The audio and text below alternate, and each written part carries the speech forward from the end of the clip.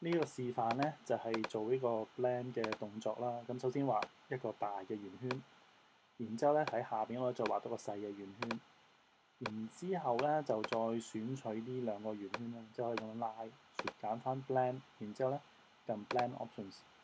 揾 blend option 咧就要打翻個 specific step 啦。咁我哋揀6，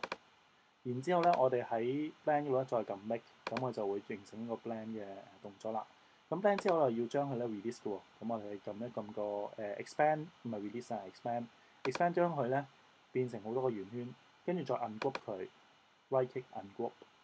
咁咧就可以咧將佢拆散翻出嚟啦。我哋再透過 align 呢個 tools 咧，咁我將佢咧至中上至中同埋橫至中，跟住咧你就見到所有圓圈咧就會align 晒喺一個圓圈度啦。咁放大佢。咁然之後你就選取晒所有嘅圓圈，逐個 colour 咁選取，然之後你又 fill 翻隻白色，係啦，咁就有呢個圖形啦。咁然之後我哋要